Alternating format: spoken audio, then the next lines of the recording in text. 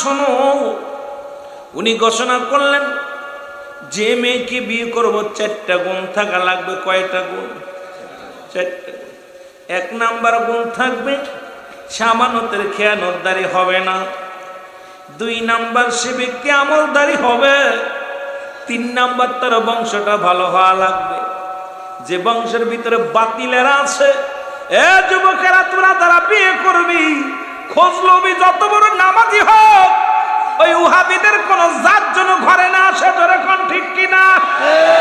মনে রাখবো, এরা ওই খাসলাতটা ধরতে হইব। ওই জাতির ভিতরে ঢুকা যাবে না, এই জাতিরে কোনোদিন মানুষ করা যাবে না, ঠিক কিনা? এ মুসলমান, তার বংশ পরিচয় হওয়া লাগবে, বংশ ভালো হওয়া লাগবে। 4 নাম্বার তাকে রূপবতী হতে হবে। সারা দেশের মধ্যে, রাজ্যের মধ্যে চিঠি লিখে সরিয়ে ফেললেন, সুলাইমান পয়গম্বর বিবাহ করবে, সুলাইমান পয়গম্বর রাজা বিয়ে করবে। কোন নারী আসুনি, এমন কোন নারী 4টে গুণের গুণান্বিত কেউ আসুনি, বিয়ে দিব, তার সঙ্গে বিয়ে হবে। কোন নারী তার কাছে চিঠি লেখলেন না। চিঠি লেখলেন একজন জালে, যিনি মাছ ধরে, সমুদ্রে মাছ ধরে, ইনে জালের একটা কন্যা আছে, আল্লাহ তাআলা তারে দান করেছিল, একটা জালের মেয়ে। ওই জালের মেয়ে যেমন রূপবতী, তেমন আমলদারি ছিল, তেমন ছিল মুসলমান, সব দিক থেকে অনেক ভালো। 1 নম্বরে গুণবতী ছিল, 2 নম্বরে আমলদারি ছিল, 3 নম্বরে মুসলমান আমানতদারি ছিল, 4 নাম্বারটা ওনার ছিল না। যেহেতু বংশ পরিচয় তিনি গরিব, গরিবের একটা জেলের মেয়ে, এইটা 3টা নিয়ামত আল্লাহ তার ভিতরে দান করেছিল, একটা নিয়ামত নাই। বাবা বড় স্বপ্ন দেখলেন, বাবা চিন্তা করে আর ডাকতে বলে, আল্লাহ যদি পয়গম্বর সুলাইমান যদি আমার জামাই হয়, পয়গম্বর সুলাইমান যদি আমার জামাই হয়, আমার জীবনটা ধন্য। কারণ এই পৃথিবীর মধ্যে, এই রাজত্বের মধ্যে সুলাইমান পয়গম্বর যত নামাজি, যত বুজুর্গ, যত আল্লাহওয়ালা, এমন একজন পুরুষ যদি আমার জামাতা হয়, আমার জীবন ধন্য। উনি বাড়ি যায় ডাকতে বললেন, কন্যার মেয়েকে, মেয়ের মাকে ডাকতে বলে, মেয়ের মারে শোনো, আমার বড় শখ, আমার বড় আশা, পয়গম্বর সুলাইমান আলাইহিস সালাম বিয়ে করবে। এই বিয়ের জন্য পাত্রী দেখা শুরু করেছে। সুন্দর পাত্রী লাগবে, 4টা শর্ত দিছে। আমার কন্যার তো 3টা গুণ আছে, একটা আমার কন্যার ভিতরে নাই।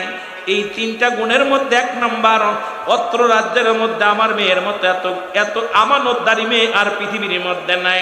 আমার মা বোনের আজকে আমানত নিয়ে নষ্ট করো, দেখা যায় প্রেম প্রীতি করে তোমার সম্পদ লুটাইয়া দিছ অন্য পুরুষের কাছে। মুসলমান, তোমার রূপ জৈবন দেখে ফেলেছ অন্য পুরুষে।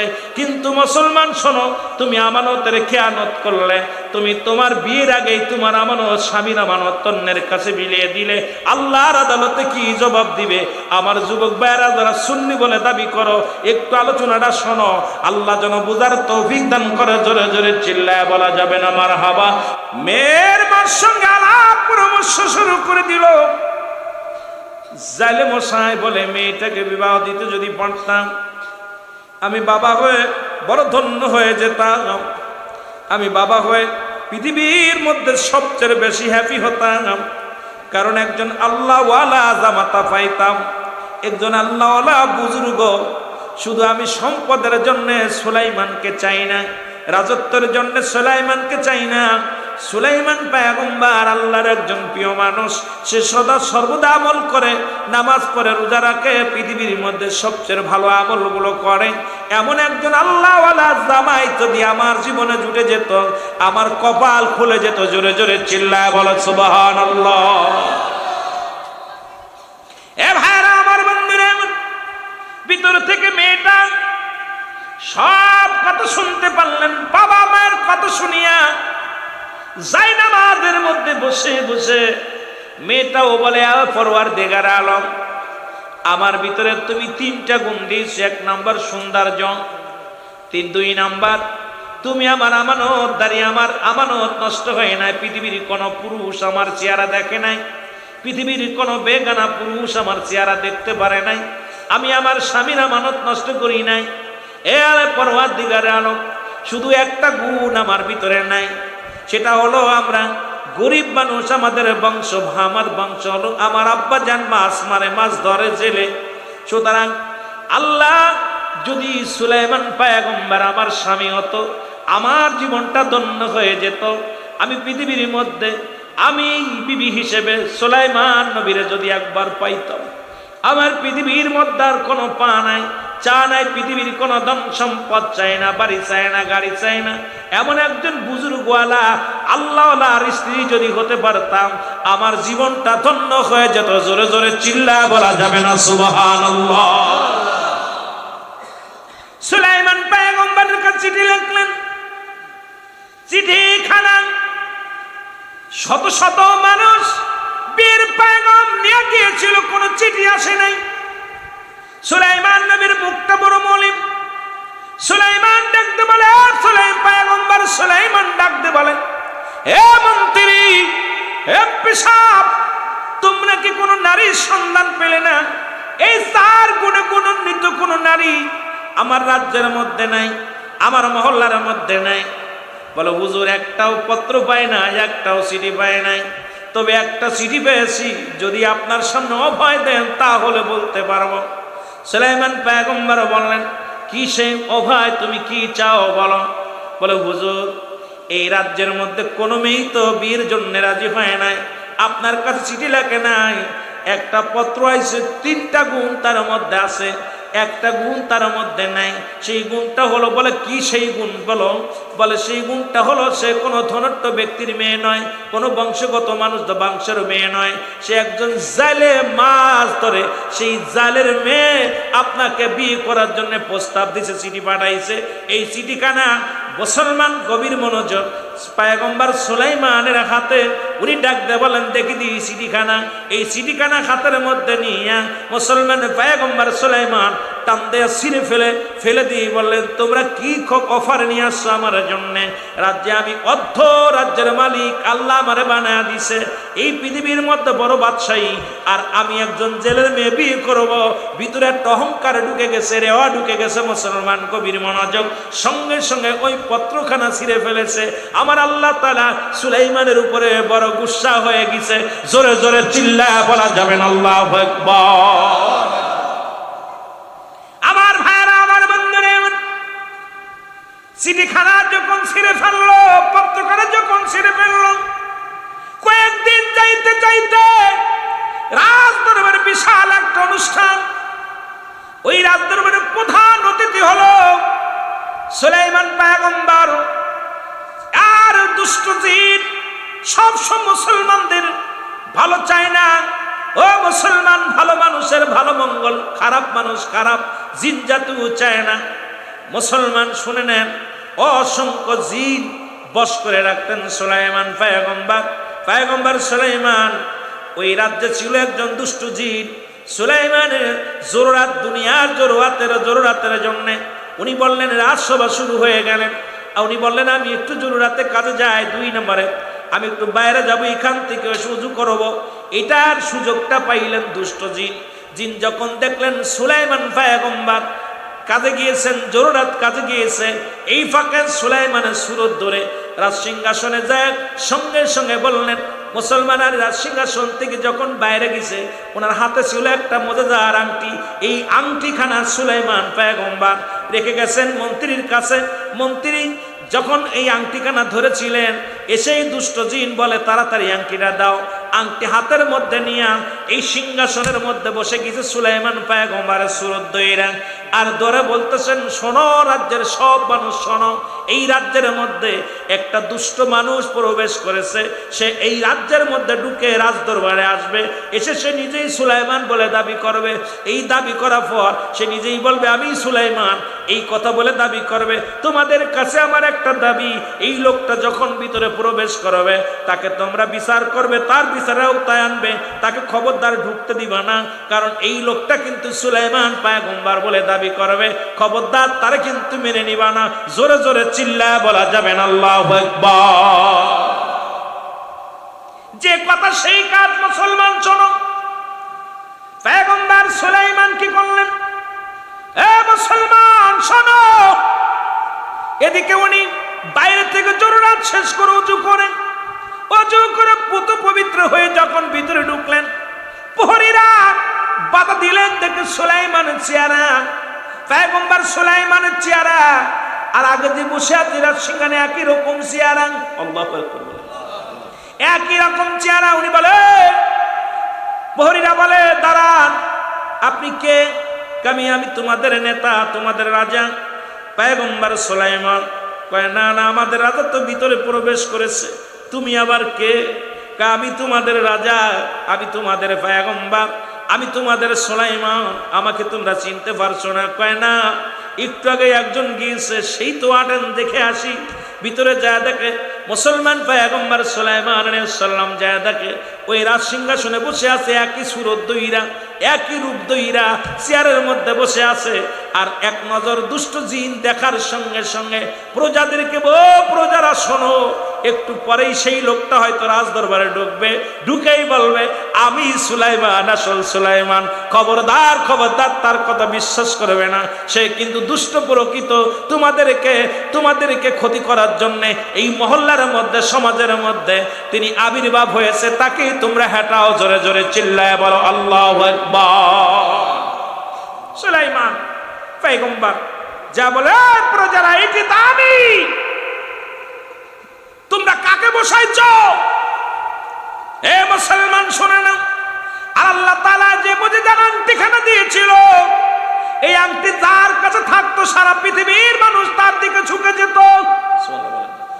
পশু পাখি কীটপতঙ্গ এমনকি প্রজারা সবাই তার অনুগত হয়ে যেত। দুষ্ট জিনের হাতে আংটিখানা। সুলাইমান পয়গম্বর দাঁড়ায় রইলেন, প্রজারা তারে ধরলেন, ধরে আঘাত, তাকে মারলেন, অনেক আঘাত করলেন, মারলেন। মার খায়া সুলাইমান পয়গম্বর পড়ে রইলেন, বেহুশ হয়ে গেলেন। ওনাকে ধরে নিয়ে জঙ্গলের পাশে ছুঁড়ে ফেলে দিয়ে আসলেন। সুলাইমান পয়গম্বর পড়ে আছে, রাজ্য চালাইতেছে দুষ্ট জেনে। প্রজারা খুব অনাহারে অনেক কষ্টের মধ্যে জীবন যাপন করতে লাগলেন। আর ওদিকে আসল সুলাইমান রাস্তার ধারে পড়ে আছে। ওই রাস্তা ধরা যাইলে দেখে সুলাইমান, ও মুসলমান, ওই ব্যক্তি পড়ে আছে, যা দেখো রক্ত মাখা, মাথার মধ্যে আঘাত, গায়ের মধ্যে আঘাত, রক্ত মাখা অবস্থায় পড়ে আছে রাস্তার ধারে। ওনাকে যে তুলে উঠাইলেন, উঠানোর পর বলতেছে, বাবাজি, আপনার কি হয়েছে? আপনি কোনো দুর্ঘটনা ঘটেছে কি বলেন? কয় না, আমার কিচ্ছু হয় নাই। রক্ত মুছে কি করলেন? কয়, কোথায় বাড়ি? কোনো বাড়ির পরিচয় দেয় না। কোন রাজ্যের মানুষ, কোন জায়গা বাড়ি, কোনো পরিচয় দেয় না। জালে কি করলেন? নিজের সাথে করে নিয়ে ওনার বাড়িতে নিয়ে চলে গেলেন। যায় ওনাকে সেবা যত্ন করতে লাগলেন। সেবা যত্ন করার পর মুসলমান শুনে নেন, যেদিনই জালে ওই বাড়িতে সুলাইমান পয়গম্বরকে নিয়ে গেছে, ওই দিন সমুদ্রে যায় অনেক মাছ, নদীতে যায় অনেক মাছ পেয়েছে, অনেক পরিমাণ মাছ পেয়েছে, লাভবান হয়েছে, মাছ শিকার করেছে। চিন্তা করে যুবকটাকে বাড়ি আনলাম, বাড়ি আনার পর প্রচুর পরিমাণ মাছ আমার জালে পড়েছে। এই যুবকটা একটা ভাগ্যবান যুবক, এই যুবককে ছাড়া করা যাবে না, যুবকটাকে রাখবো। আর প্রতিদিন বেশি বেশি করে মাছ জালে পড়তে লাগলো। জোরে জোরে চিল্লায়া বলা যাবে না সুবহানাল্লাহ। এ মুসলমান গভীর মনোযোগ, জালে বলেন, যুবক রে, বাবা যুবক, মনে কিছু না করলে একটা কথা বলি, বলে কি, আমার একটা লোকের প্রয়োজন, বিপুল পরিমাণ মাছ ধরতে পাই আমি জানি, আগেতে যে মাছ পেতাম তার অনেক গুণ বেশি পাই, আমার একটা লোকের প্রয়োজন। তুমি যুবক মানুষ, যদি কিছু মনে না করো, আমি তোমাকে নদীতে নিয়ে যেতে চাই। যদি আমার সাথে যেতে চাও, তাহলে তোমাকে নিয়ে যেতে চাই। যুবক বলে, জি আমি যাব, আমাকে নিয়ে চলেন। যুবককে নিয়ে গেলেন। যা পর, ও মুসলমান গভীর মনোযোগ, ওদিন এত পরিমাণ মাছ পেয়েছে, অন্য দিনের তুলনায় দ্বিগুণ মাছ ওদিন জালে ধরা পড়েছে। জালে অত্যন্ত খুশি হয়ে গেছে, যারে যুবক এত বড় ভাগ্যবান, যেদিন থেকে আমার বাড়িতে আসছে, আজকে তারে নদীতে আনছি, বিপুল পরিমাণ মাছ পেয়েছি। সুতরাং এই যুবক একজন আল্লাহওয়ালা ভালো ব্যক্তির মধ্যে কোনো সন্দেহ নাই। জোরে জোরে চিল্লা বলা যাবে না মারহাবা? আর একটু জোরে চিল্লা বলেন মারহাবা। যুবক কি করছে? যুবককে মাছ ধরার পর এর অনেক দিন যাচ্ছে, বছর একটা ঘুরে গেছে, এক বছর পূর্ণ হয়ে গেল। জালে ডাকতে বলে, বাবা তোমাকে একটা কথা বলতে চাই। বলে কি কথা? কয় বাবা তুমি নামাজি ব্যক্তি, বুজুর্গ, ভালো ব্যক্তি, তোমাকে একটা কথা বলি, আমার বাড়িতে আমরা কয়জন সদস্য তুমি বলতে পারো কিনা? তোমাকে ধরে বলে কেন আমরা 3 জন। কয়জন? জোরে বলেন কয়জন? 1 বছরে যে বাড়িতে আছে সেই বাড়িতে কয়জন মানুষ? জালে বলে কয়জন মানুষ? বলে বাবা আমরা আপনার বাড়িতে 3 জন মানুষ। কয় না রে বাবা, না 3 জন নয়, 4 জন মানুষ। বলে 3 জন কে কে? কয় আপনি, আমি আর আমার চাচি, যিনি আপনার ওয়াইফ, আপনার বিবি। কয় না বাবা না, এরপরও আর একটা মানুষ আছে এই বাড়িতে, আমাকে আল্লাহ একটা কন্যা সন্তান দান করেছে, এই কন্যাটা বাড়ির মধ্যে আছে। জোরে জোরে চিল্লায় বলেন সুবহানাল্লাহ। দেখেন না তৎকালীন জামাতে পর্দার বিধান, কত বিধান ছিল, কত সুন্দর ছিল। আর আমাদের অবস্থা, পয়গম্বর সুলাইমান গভীর মনোযোগ, মুসলমান, উনি অবাক হয়ে গেলেন। উনি চিন্তা করেন 1 বছর জালের বাড়িতে এই 3 জন মানুষ ব্যতীত আমি আর কাউকে দেখি নাই। কয় বাবারে, আমার যে মেয়েটা আছে 1 নম্বর সামানতদারি, পৃথিবীর মধ্যে কোনো বেগানা পুরুষের সামনে যায় না, পৃথিবীর মধ্যে কোনো বেগানা পুরুষের সামনে যায় না।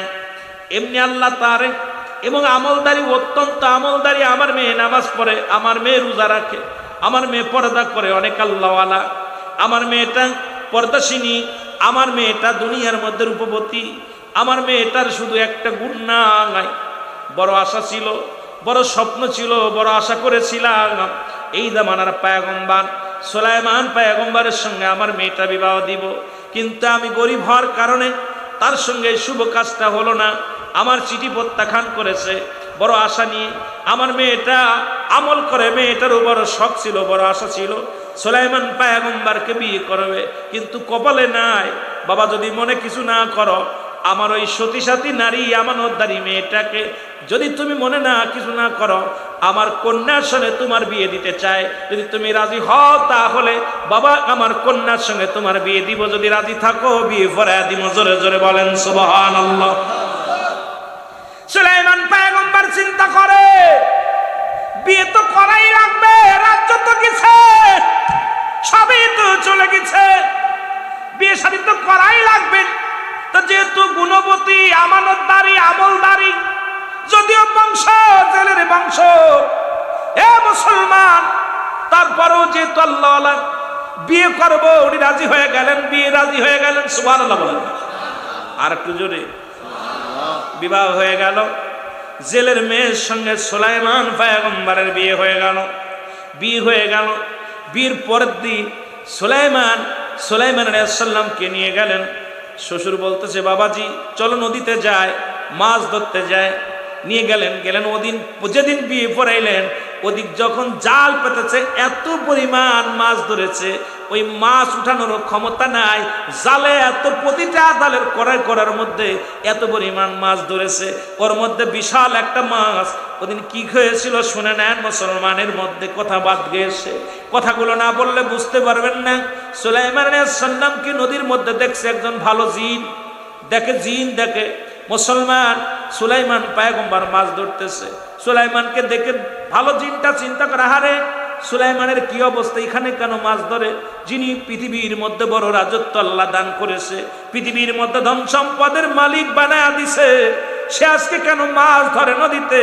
কারণটা কি জানতে হবে। সুলাইমান এখানে কেন? উনি একটা দড়ি চলে গেলেন।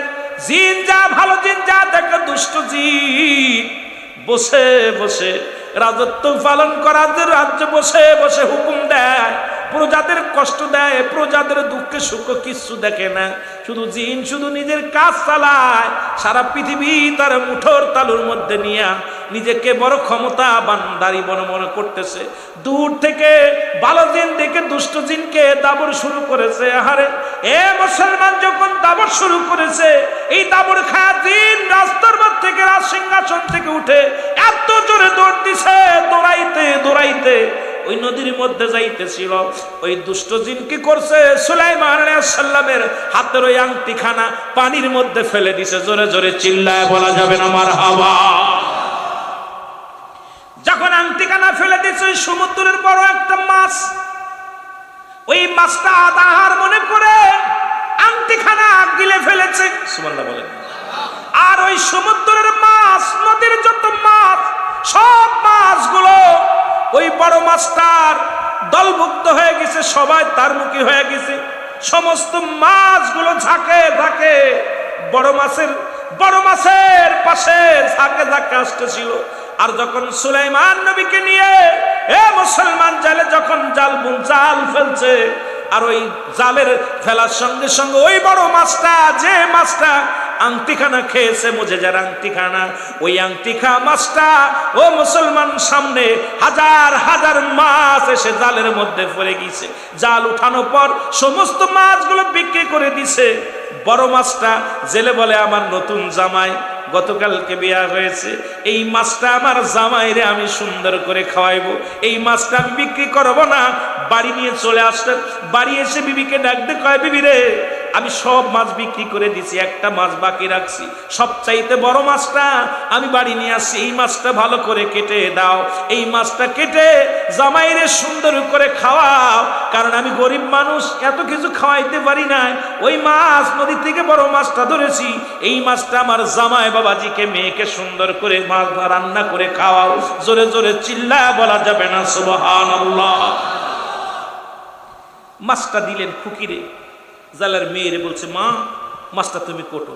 মেয়েটা বিসমিল্লাহ বলে, এমন আমলদারি মেয়ে, বিসমিল্লাহ করে মাছটা যখন পোজ দিছে গলার মধ্যে, আর অমনি একটা আংটি বাইর হয়ে গেছে, সুবহানাল্লাহ বলেন। মেয়ে আংটি দেখি অমূল্য রতন, আংটিটা নিয়ে চিন্তা করে, হারে জামাইরে তো কিছু দিতে পারলাম না, বাসর রাত্রে, আগামী দিন আমার বাসর হবে আজকে রাত্রে, তো জামাই যখন আমার বাসর ঘরে আসবে, আমি তাকে, আমার স্বামীকে এই পুরস্কারটা দিব। উনি ভিতরে ঢুকছে, পুরস্কারটা হাতের মধ্যে আংটি নিয়ে বাসর ঘরে যায় বসে আছে। সুলাইমান পয়গম্বর সন্ধ্যার পরে রাত্রে ইবাদত বন্দেগী করে যখন ঘরের মধ্যে আপনার বাসর ঘরে গেছে, বিবিকে সালাম দিছে, আসসালামু আলাইকুম, বিবি ভালো আছে, বিবির সালামের উত্তর দেওয়ার পর বলতেছে, বিবি আজকে তোমার কাছে একটা কথা জানতে চাই, বাসর রাত্রে সত্য করে বলবা, তুমি কোনো প্রেম টেম করছো নি, কোনো ভালো কারো মন দেওয়া নেওয়া করছো নি? বিবি বলে, স্বামীরে, হ্যাঁ আমি একজনকে মন দিয়ে ফেলেছিলাম। সুবহানাল্লাহ বলেন না, আরো জোরে বলেন না। ওই স্মৃতি সুলাইমানের ভাষা, যে মেয়ে তো চিঠি লিখছিল, আমি একটা ছেলেকে মন দিয়ে দিছিলাম। কেমনে? কই, এই দেশের প্রেসিডেন্ট বাদশা সুলাইমানকে আমি মনে প্রাণে ভালোবেসে ফেলেছিলাম। সুবহানাল্লাহ বলেন না, আরো জোরে। কই তারপরে কি হলো? কয় আমি চেয়েছিল 4টা গুণের গুণান্বিত একটা কন্যা, একটা মেয়ে চেয়েছিল। আমার ভিতরে 3টা গুণ ছিল, একটা গুণ ছিল না। সেই গুণটা হলো যে আমার বাবা দরিদ্র জাইলা, এই জন্যে আমার বিয়ে প্রত্যাখ্যান করেছে। আমি পৃথিবীর মধ্যে বড় চাইছিলাম জীবন আর বিয়ে করব না, যেহেতু আমার আব্বা মা আপনার সঙ্গে বিয়ে দিছে, আপনি আমার সুলাইমান, আজ থেকে আপনাকে নিয়ে আমার জীবন চলবে। জোরে বলেন না সুবহানাল্লাহ, আর একটু জোরে। মুসলমান গভীর মনোযোগ। বিবি পায়ের মধ্যে সালাম দিয়া স্বামীর হাত ধরলেন, হাত ধরে বলে, স্বামী রে, আজকে আমি একটু উপহার দিব পৃথিবীর মধ্যে, আমি কন্যা একটা ভালো, আমি আপনার বিবি একটা উপহার দিব। উনি হাতটা নিয়ে পয়গম্বর সুলাইমানের হাতের মধ্যে যে আংটিখানা ভরে দিছে, সঙ্গে সঙ্গে সুলাইমান পৃথিবীর যে হারানোর শক্তিগুলো যত কিছু ছিল সব কিছু আবার ফিরে পাইল। সুলাইমান লজ্জা পেয়ে গেলেন, মাথা নত করে, যে মেয়ের বিয়ের প্রত্যাখ্যান করেছিলাম আমি, সেই মেয়েকে আমি বিবাহ করলাম, সেই মেয়েকে আমি পাইলাম।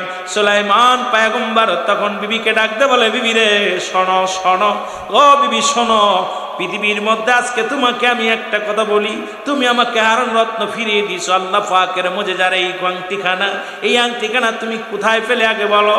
কয়, আংটিখানা আমার আব্বা জানছে, মাছটা ধরে আনছেন, আপনি যে গিয়েছিলেন নদীতে আপনি এবং বাবা যান, যা পার আংটিখানা, এই আংটিখানা মাছের পেটের মধ্যে পেয়েছি, আমি দেখে অনেক খুশি হয়েছিলাম, চিন্তা করেছিলাম আমার জামাইকে, আমার স্বামীকে এটা দিব, উপহার দিব, এই রেখে দিয়েছিলাম যত্ন করে, আজ আপনাকে আমি দিলাম উপহার, কারণ আপনি আমার সুলাইমান, এইটা মনে করে আমি দিলাম। কয়, না রে বিবি না, তুমি সত্য সুলাইমানের হাতে আংটি দিছো, তুমি মিথ্যা সুলাইমানের হাতে আংটি দাও নাই, কারণ তুমি মনে মনে যারা চেয়েছিলে, যাকে মনে প্রাণে মন দিয়ে দিয়েছিল আল্লাহকে, পৃথিবীর মধ্যে একমাত্র আল্লাহকে পাওয়ার জন্যে, একমাত্র জান্নাত পাওয়ার আশায় দুনিয়ার জিন্দেগি নয়, আল্লাহ পাকের গোলামি করার জন্য, আল্লাহ পাকের দাসত্ব করার জন্য। বিবিরে আজ তুমি সেই সুলাইমানকে পেয়েছো। আর পৃথিবীর সমস্ত ইতিহাস, ওই ইতিহাসগুলো উনি বললেন। আমি সুলাইমানের যা হয়েছিল মুসলমান শুনে নেন। এই জন্য গভীর মনোযোগ আমি আপনাদেরকে বলে যাই, বিস্তারিত বলতে গেলে অনেক সময়ের ব্যবধান। আল্লাহ পাক যখন নিয়ত করবেন, ভালো নিয়ত, ভালো সহি নিয়ত করবেন। সুন্নি ভাইরা সুন্নি থাকার চেষ্টা করবেন, সুন্নি নারীকে বিবাহ করার সৃষ্টি নিয়ত করবেন, আমলদারি আমানতদারি মেয়েকে বিয়ে করার চেষ্টা করবেন, আল্লাহওয়ালা মেয়েদেরকে বিয়ে করার চেষ্টা করবেন। ও আমার মারা শুনে নাও, তোমরাও পৃথিবীর মধ্যে আল্লাহওয়ালা ওই ছেলেটাকে বিয়ে করার জন্য চেষ্টা করবা। কোনো দাউস নয়, পৃথিবীর মধ্যে কোনো দাউস মেয়ে দাউস ছেলেকে বিয়ে করার চেষ্টা করবেন না। পৃথিবীর মধ্যে রিক্সা চালক, ভ্যান চালক হোক, ভ্যান চালক হোক, নবীর প্রেমিককে বিয়ে করো। মুসলমান নয়, একজন আদর্শবান পুরুষকে বিয়ে করো, হালাল খোর বান্দাকে বিয়ে করো, হালাল খোর বান্দিকে বিয়ে করো। দুনিয়াতেও শান্তি পাবে, আখিরাতেও শান্তি পাবে। আল্লাহ বুঝার তৌফিক দান করো। সকলে চিল্লায়, জোরে জোরে চিল্লায় বলেন আমিন। এ দুনিয়ার মুসলমান, নবী লাগবে কবরে, নবী লাগবে মিজানে, নবী লাগবে ফুলসিরাতে, নবী লাগবে ইয়াউমুল কিয়ামতের ময়দানে। নবী বিনে কোনো বান্ধব নাই, নবী বিনে কোনো উপায় নাই, নবী বিনে কোনো গতি নাই। এই নবীর আশিকেরা সেই নবীর সম্মান, সেই নবীর প্রেম ভালোবাসা যার অন্তরে যতটুক, তার ঈমান বলতে ততটুক। নবীজির প্রেম ভালোবাসা যার অন্তরে নাই, তার ঈমান বলতে কিচ্ছু নাই। জোরে জোরে বলেন ঠিক কিনা? এরে নবীর ভালোবাসা দাড়ির মধ্যে নয়, টুপির মধ্যে নয়। নবীর ভালোবাসা জুব্বার মধ্যে নয়, নবীর ভালোবাসা ঢুকাও অন্তরের মধ্যে। আজকে সুন্নি ভাইয়েরা নবীর ভালোবাসা অন্তরের ভিতরে ঢুকানোর কারণে নবীর নামে তারা পাগল ফারাপর। সুন্নি ভাইয়েরা নবীর ভালোবাসা হৃদয়ের ভিতরে ঢুকানোর কারণে বাড়ি ছেড়েছে, ঘর ছেড়েছে, সংসার ছেড়েছে, নবীর নামে পাগল পারাপার হয়ে গেছে। জোরে বলেন ঠিক কিনা? আরো জোরে বলেন। যে কথা বায়ানী সাহেব বলতেছিল, মুসলমান শোনে, একটা হলো ঈমান আর একটা হলো আমল। এ ভাই, একটা হলো আমল, একটা হলো ঈমান। রুহুবিহীন বডির যেমন মূল্য নাই, ঈমানবিহীন কোনো আমলের মূল্য নাই। রুহুবিহীন বডি যেমন এই পৃথিবীর মধ্যে মানব দেহের অমূল্য সম্পদের নাম হলো ঈমান, আর ব্যক্তির জীবনের অমূল্য সম্পদের নাম হলো মুসলমান রুহু। এই মুসলমান শুনে নেন, ব্যক্তির জীবনের অমূল্য সম্পদের নাম রুহু। এর সব জায়গা হাত আছে, পা আছে, চোখ আছে, সব কিছু ঠিক আছে, রুহুটা নাই। এই বডির কোনো দাম নাই, ঠিক কিনা? আছে না মিছে? সব ঠিক আছে, অঙ্গ প্রত্যঙ্গ সব ঠিক আছে মুসলমান, শুধু রুহু জিনিসটা নাই। এই বডির কোনো মূল্য নাই। কিন্তু পাওয়া না থাকলেও চলবে, হাত না থাকলেও চলবে। কত মানুষের হাত নাই, কত মানুষের চোখ নাই, কত মানুষের কান নাই, কত মানুষের একটা হাত নাই, পা নাই, মুসলমান একটা অঙ্গহীন। মুসলমান তবু রুহু থাকার কারণে ওই ব্যক্তি জিন্দা, ওই বডির দাম আছে। মুসলমান ঈমানবিহীন কোনো আমলের মূল্য নাই। এখন আজকে আমাদের সমাজে ঈমান আছে, আমল নাই। ঈমানটার আগে বুঝতে হবে, যেটা বায়ানী ভাই বোঝাইতেছিল। মুসলমান শুনে নাও, গভীর মনোযোগ। ঈমান, নামাজ পড়েছেন এটার নাম আমল, রোজা রাখছেন এটার নাম আমল, পাগড়ি বাঁধছেন এটার নাম আমল, হজ করেছেন এটার নাম আমল, যাকাত দিছেন এটার নাম আমল। পৃথিবীর মধ্যে আমল করেছেন, কিন্তু ঈমান নাই।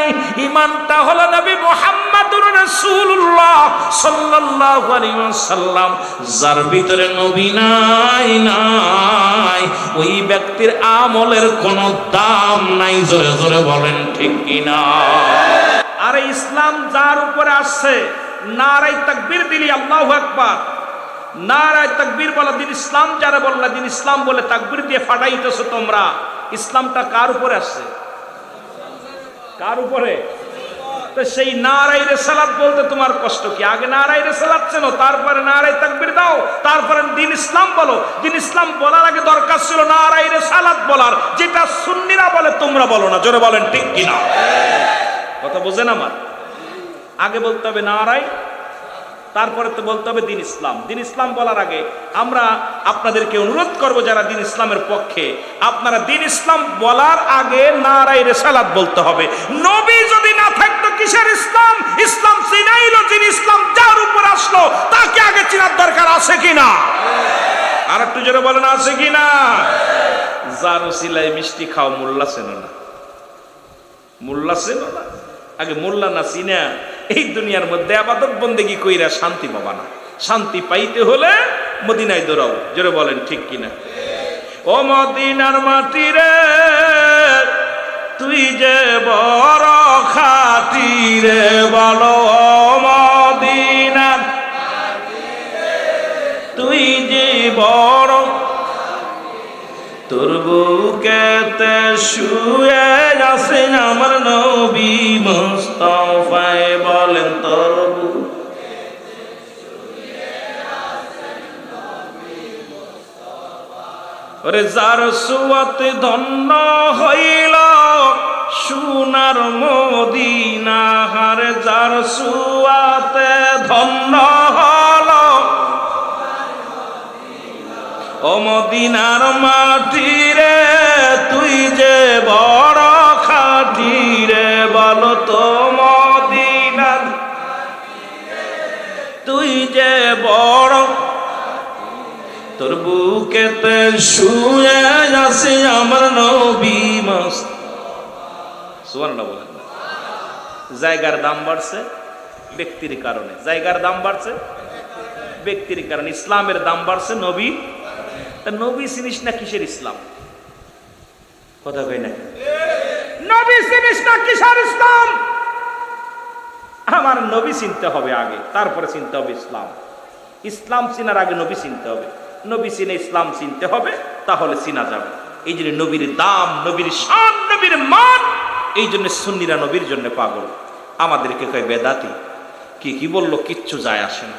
নবীর ভালোবাসার কারণে বেদাতি হইতে পারি, ঘর ছাড়তে পারি, বাড়ি ছাড়তে পারি, সংসার ছাড়তে পারি, এমনকি মৃত্যুকে হাসি মুখে বরণ করে নিতে পারি, তবে নবী ছাড়তে রাজি নেই। কথা বলেননি? নবী ছাড়তে রাজি নয়। জোরে বলেন ঠিক কিনা? রাজি আছেন তো? রাজি আছেন? তাহলে আগে লাগবে কে?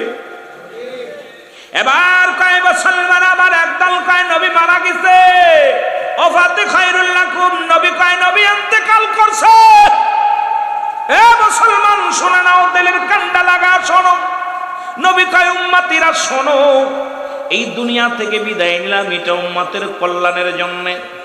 নবী দুনিয়াতে আসছে নবী উম্মতের কল্যাণের জন্য, আবার দুনিয়া থেকে বিদায় নিছে নবী উম্মতের কল্যাণের জন্য। নবী কয় উম্মতিরা রে, এই দুনিয়া থেকে বিদায় নেওয়াটা আমার উম্মতের জন্য, তোমাদের জন্য। কোন উম্মত পৃথিবীর মধ্যে যদি কোনো ভালো কর্ম করে, আমি নবীর সঙ্গে সঙ্গে আল্লাহর দরবারে প্রশংসা করি উম্মতের হইয়া।